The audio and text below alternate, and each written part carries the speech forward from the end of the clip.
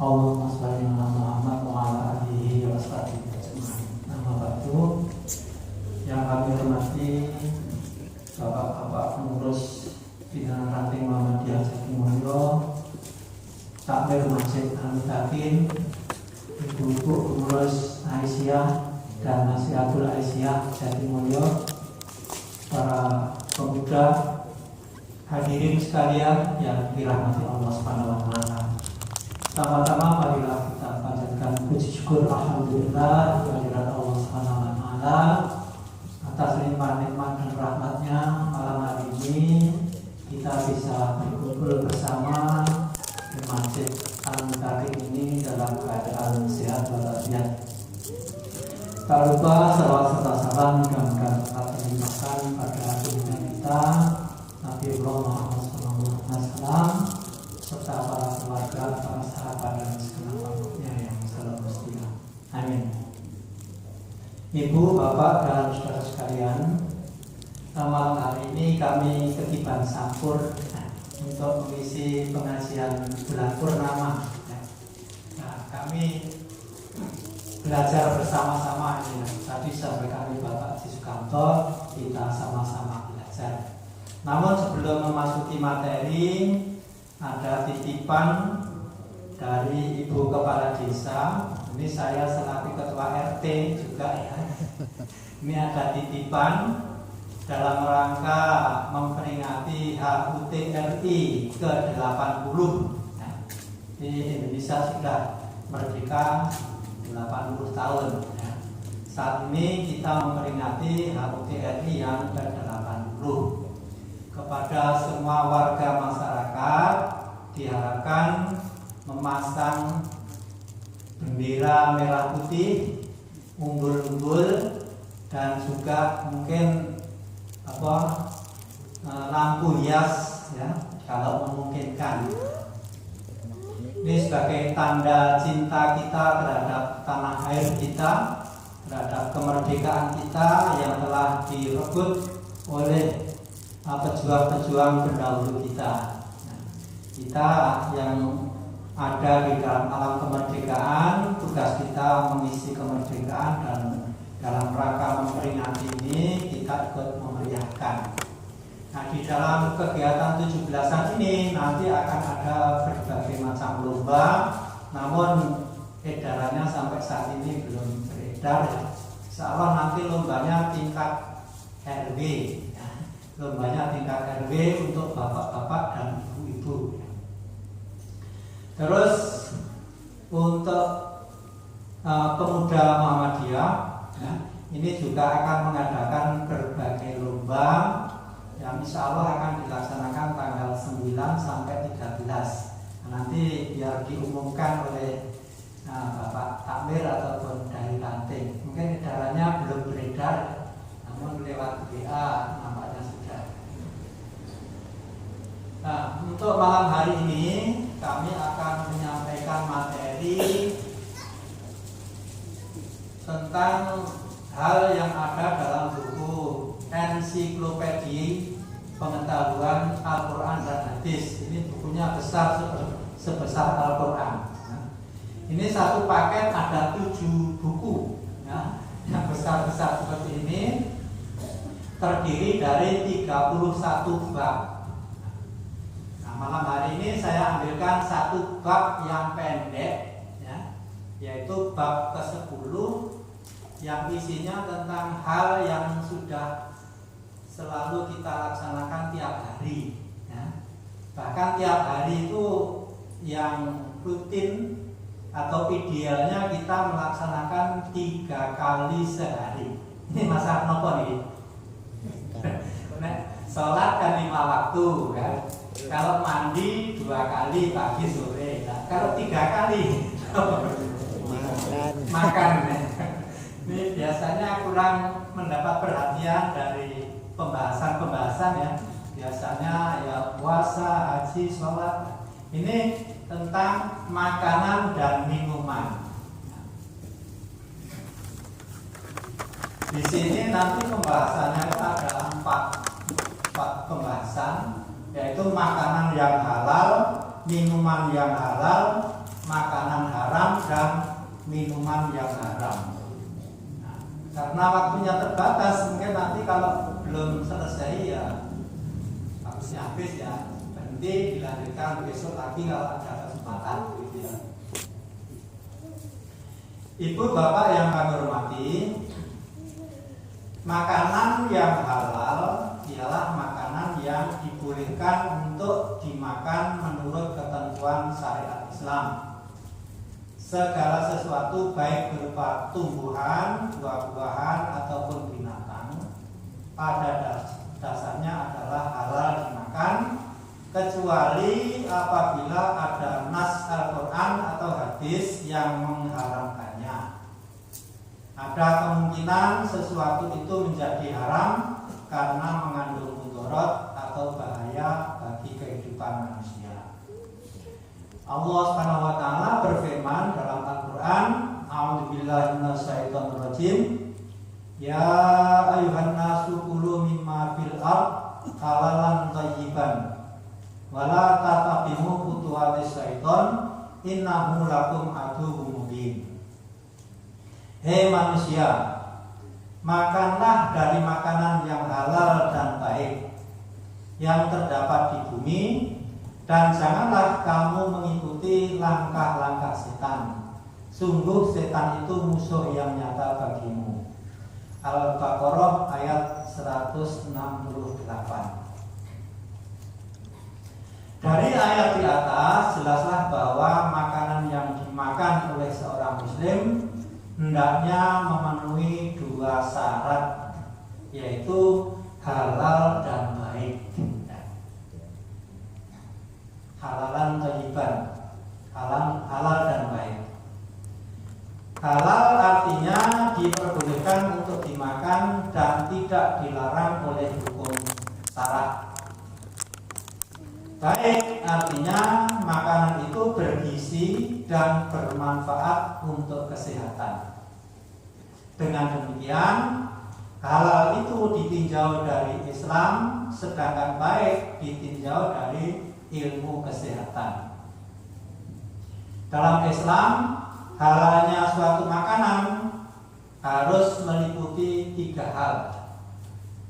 Yang pertama, halal karena zatnya, artinya benda itu memang tidak dilarang oleh hukum syarak, seperti nasi, susu, telur, tempe, tahu dan sebagainya. Itu kan merupakan zatnya halal. Terus yang kedua, halal cara mendapatkannya, artinya sesuatu yang halal itu harus diperoleh dengan cara yang halal pula. Sesuatu yang halal tetapi cara mendapatkannya tidak sesuai dengan hukum syariat, maka menjadi haram hukumnya. Sebagaimana misalnya mencuri, menipu, dan lain-lain ya. Di barangnya halal tapi cara mendapatkannya dengan cara yang tidak diperbolehkan oleh syariat Islam, ya, menjadi tidak halal. Terus yang ketiga, halal karena proses atau cara pengolahannya. Artinya selain sesuatu yang halal itu harus diperoleh dengan cara yang halal, cara atau proses pengolahannya juga harus benar. Ayam, sapi, ya, jika disembelih dengan cara yang tidak sesuai dengan hukum Islam, maka dagingnya menjadi haram. Ya. Misalnya cara menyembelihnya hanya dipukul ya, sampai mati, ya. Atau dibanting, ya. Banting sampai mati, ya. Tidak disembelih, ya. Atau dengan cara kita tidak menyebut asma Allah, ya. Nah, itu maka yang mestinya halal menjadi haram, ya. Jadi ada 3 hal. Itu pertama karena zatnya, yang kedua cara mendapatkannya, dan yang ketiga proses cara memasaknya, ya. pengolahannya. Nah, ketentuan-ketentuan makanan yang halal dan yang haram telah dijelaskan oleh Rasulullah SAW.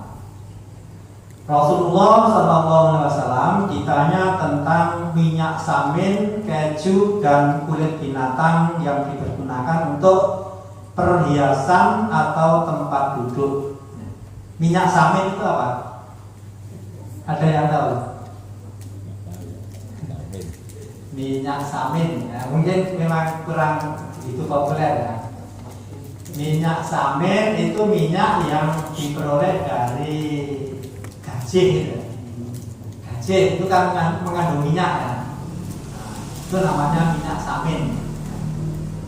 Nah, bagaimana hukumnya minyak samin, terus keju, kulit binatang yang dipergunakan untuk perhiasan atau tempat duduk?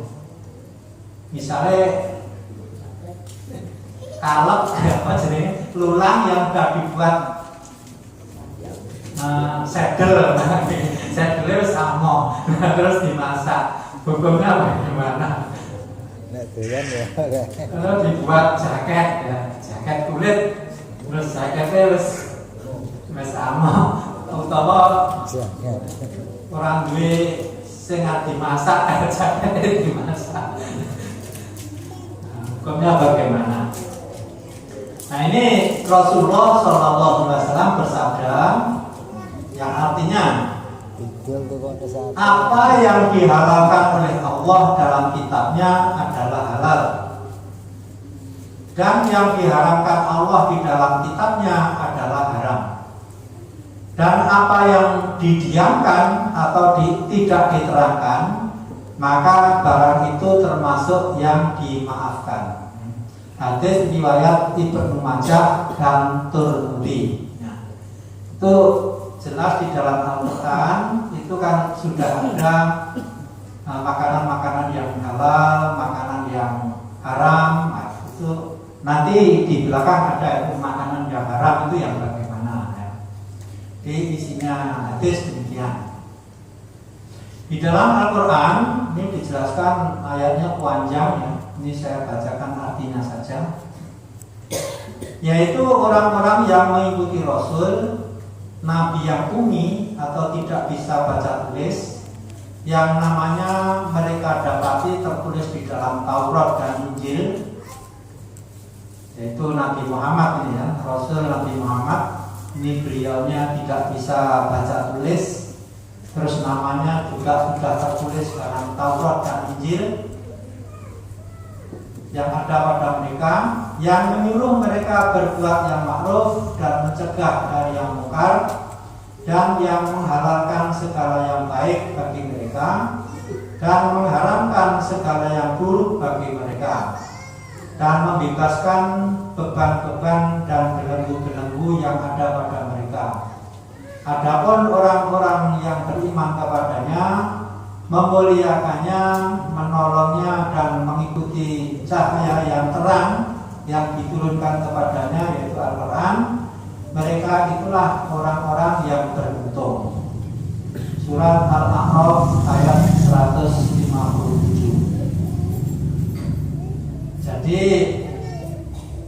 apabila tadi kita mengikuti ya, petunjuk dari Rasulullah dan apa yang ada di dalam Quran, insya Allah kita menjadi orang yang beruntung. Berdasarkan firman Allah dan hadis Nabi, dapat disimpulkan bahwa jenis-jenis makanan yang halal ialah: pertama, semua makanan yang baik, tidak kotor dan tidak menjijikkan. Yang kedua, semua makanan yang tidak diharamkan oleh Allah dan Rasulnya. Yang ketiga, semua makanan yang tidak memberi mudarat, tidak membahayakan kesehatan jasmani, dan tidak merusak akal, moral, dan akidah. Itulah makanan yang dihalalkan. Sedangkan minuman yang halal, berikutnya minuman yang halal. Minuman yang halal ialah minuman yang boleh diminum menurut syariat Islam. Adapun minuman yang halal pada garis besarnya dapat dibagi menjadi 4 bagian, yaitu pertama, semua jenis air atau cairan yang tidak membahayakan bagi kehidupan manusia, baik membahayakan dari segi jasmani, akal, jiwa maupun akidah. Ini yang halal ya, tidak mengandung racun ataupun yang bisa memabukkan dan sebagainya. Yang kedua, air atau cairan yang tidak memabukkan, walaupun sebelumnya telah memabukkan, seperti arak yang telah berubah menjadi cuka. Ini kalau masih berupa arak, ini memabukkan ya, ini tidak boleh diminum. Tapi kalau sudah dibuat menjadi cuka, karena cuka itu tidak memabukkan, maka cuka hukumnya halal. Yang ketiga, air atau cairan itu bukan berupa benda najis atau benda suci yang terkena najis, atau yang disebut dengan muta najis. Ini benda suci yang terkena najis ya. Misalnya ya air putih, air yang suci boleh diminum, tapi kecemplungan barang yang najis ya, yang kotor-kotor, itu menjadi tidak halal ya, jadi tidak boleh diminum. Itu namanya air muta najis. Terus yang keempat, air atau cairan yang suci itu didapatkan dengan cara-cara yang halal, tidak bertentangan dengan ajaran agama Islam. Nih misalnya air aquis yang boleh diminum, tapi dalam mendapatkannya mencuri, itu menjadi tidak boleh ya, menjadi tidak halal. Mencuri kan dosa kecil, ada uangnya. Kalau kita melihat di TV, di medsos itu, mencuri itu tidak hanya ribuan, ratusan, sampai miliaran, triliunan. Rampok.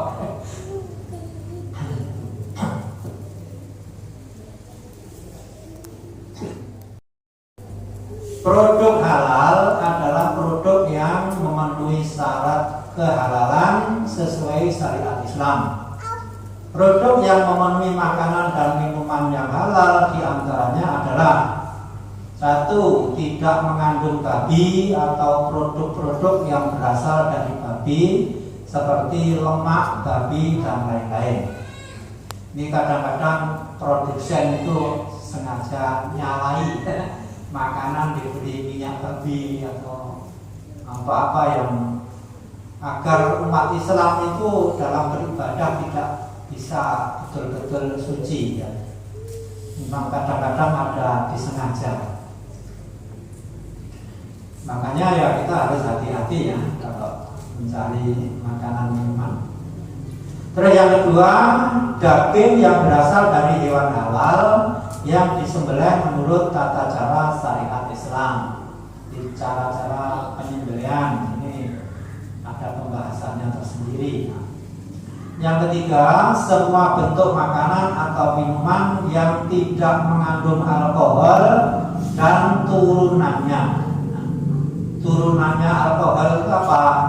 Ya misalnya seperti bir ya, anggur atau minuman keras yang lainnya ya. Itu kan banyak sekali jenisnya minuman keras yang itu merupakan turunan dari alkohol ya. Jadi sumbernya dari alkohol. Nah, itu minuman makanan yang tidak mengandung alkohol dan turunannya itu boleh. Yang keempat, bukan merupakan bangkai dan atau darah yang haram dimakan manusia. Bukan bangkai, tapi ada bangkai yang boleh dimakan. Apa? Belalang dan ikan. Ikan itu masuk ratu belah, boleh dimakan. Belalang juga. walaupun mati ya, tidak disembelih itu halal. Terus yang kelima, termasuk segala jenis makanan yang didapat atau diperoleh secara halal. Nah ini ora mencuri, korupsi dan sebagainya tadi. Terus manfaat dari kalau kita selalu mengkonsumsi makanan minuman yang halal, ini ada beberapa hal, yaitu yang pertama membawa ketenangan hidup dalam kegiatan sehari-hari. Yang kedua, dapat menjaga kesehatan jasmani dan rohani.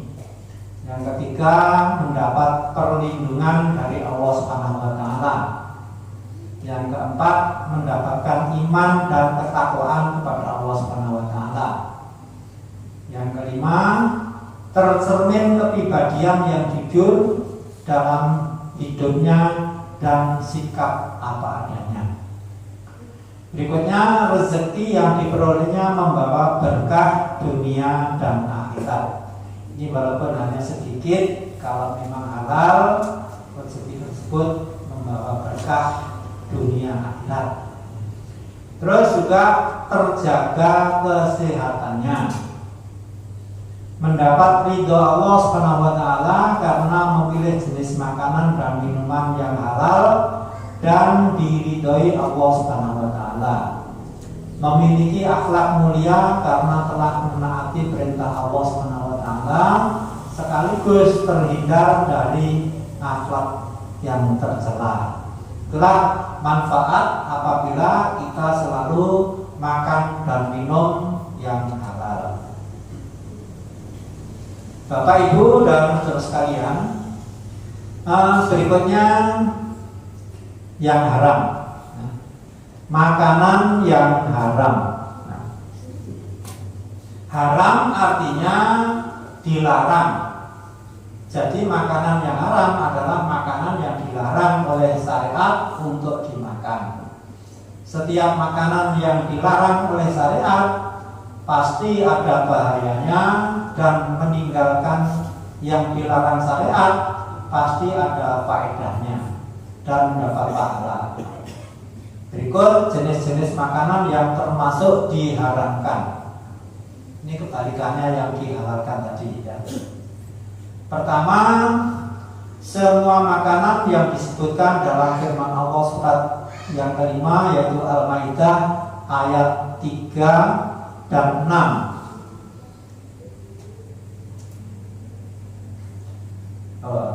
Gini, surat yang kelima Al-Maidah ayat 3 dan surat yang ke-6 yaitu Al-An'am ayat 145.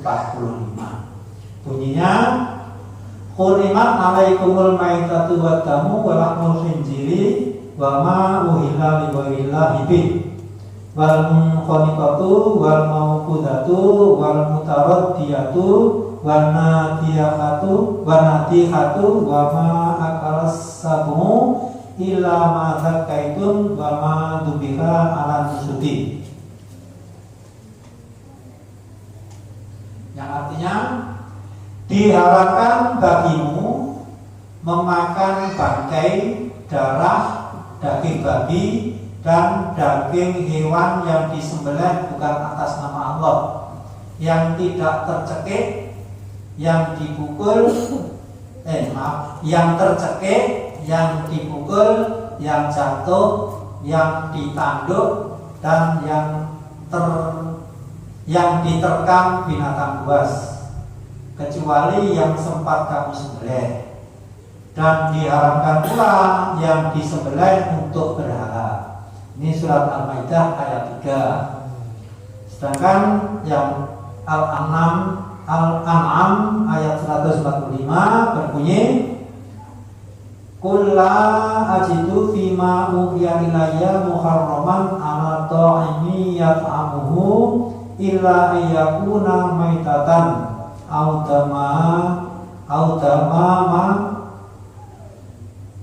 dama masfuhan au lahma khinziri fa innahu rijsun au fisqan uhilla li ghairillah bih Famanil qura ghairu baghi wala adim fa inna rabbaka ghafurur rahim. Artinya, katakanlah tidak kudapati di dalam apa yang diwahyukan kepadaku sesuatu yang diharamkan memakannya bagi yang ingin memakannya, kecuali daging hewan yang mati atau bangkai, darah yang mengalir, daging babi, karena semua itu kotor, atau hewan yang disembelih bukan atas nama Allah. Tetapi barang siapa terpaksa bukan karena menginginkan dan tidak melebihi batas darurat, maka sungguh Tuhanmu Maha Pengampun, Maha Penyayang. Al-An'am ayat 145. Dalam dua ayat di atas terdapat beberapa jenis barang yang terang-terang diharamkan, yaitu bangkai kecuali bangkai ikan dan belalang, darah kecuali hati dan limpa. Hati dan limpa ini boleh. Terus daging hewan yang disembelih atas nama selain Allah Subhanahu wa taala, binatang yang mati tercekik, terpukul, terjatuh karena ditanduk binatang lain, diterkam oleh binatang buas, dan yang disembelih untuk berhala. Ini yang diharamkan. Yang kedua, semua makanan yang kotor dan menjijikkan. Ini haram, menjijikkan. Semua jenis makanan yang dapat mendatangkan mudarat terhadap jiwa, raga, akal, moral, dan akidah. Yang keempat, bagian berupa daging atau apa saja yang dipotong dari binatang yang masih hidup. Misalnya hewan sapi diiris kempongnya, tidak disembelih dulu ya, itu dagingnya haram.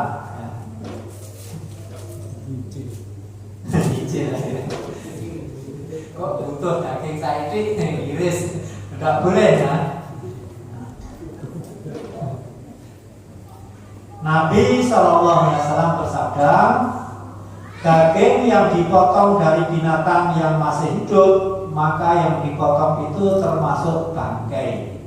Hadis riwayat Ahmad. Terus yang kelima, makanan yang didapat dengan cara yang tidak halal, seperti makanan hasil curian, rampasan, korupsi, riba, dan cara-cara lain yang dilarang agama. Ini yang haram ya. Yang diharamkan berdasarkan dalil Al-Quran. Satu, makanan milik orang lain. Wala ta'kulu amwalakum bainakum bil batil. Dan janganlah kamu makan harta di antara kamu dengan jalan yang batil. Surat Al-Baqarah ayat 188. Terus yang kedua, bangkai, yaitu bangkai hewan yang mati sendiri, bisa karena tercekik, dipukul, terjatuh, tertanduk, dan juga sisa santapan binatang buas. Darah yang dikucurkan, daging babi, sesuatu yang disembelih karena selain Allah, binatang yang disembelih karena berhala, dan khamr, yaitu sesuatu yang memabukkan. Itulah makanan-makanan yang diharamkan ya. Ini waktunya masih apa? 4 menit. 4 menit.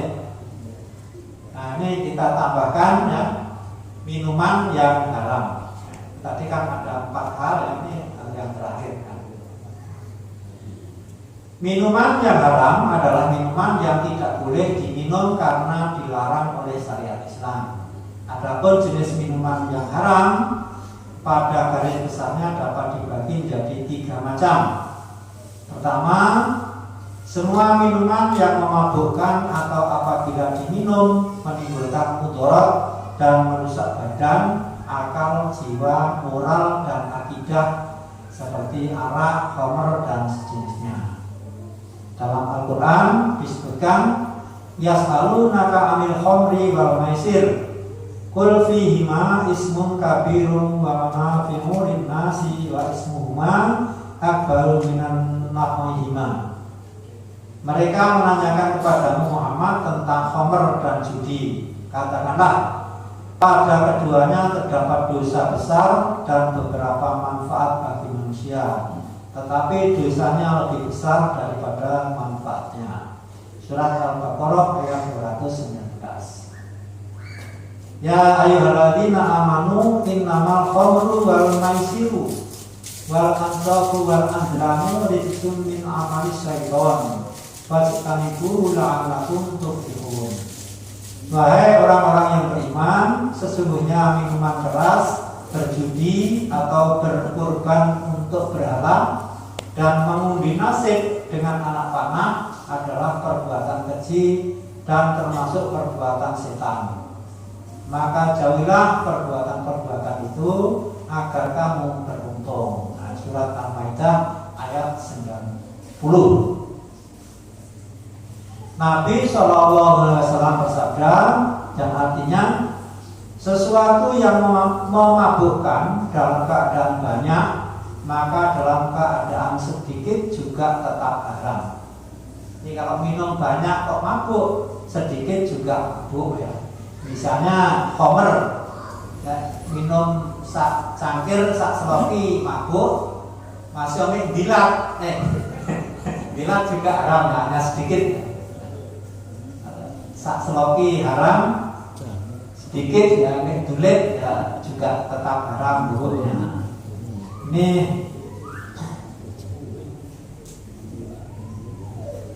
hadis riwayat An-Nasa'i, Abu Dawud dan Tirmidzi. Terus yang kedua, minuman dari benda najis atau benda yang terkena najis. Ini yang tidak boleh diminum. Yang terakhir, minuman yang didapatkan dengan cara-cara yang tidak halal atau yang bertentangan dengan ajaran Islam. Ini walaupun aslinya minuman itu halal, tetapi dalam mendapatkannya dengan cara yang tidak diperbolehkan oleh syarak, ya, misalnya mencuri dan sebagainya, minuman itu menjadi haram. Nah, itulah Bapak Ibu dan saudara sekalian, kajian tentang makanan dan minuman, ya, baik itu yang halal maupun yang haram. Semoga bisa mendapatkan tambahan pengetahuan kita sekalian. Dan dari kami kurang lebihnya mohon maaf. Saya akhiri. Wassalamualaikum warahmatullahi wabarakatuh.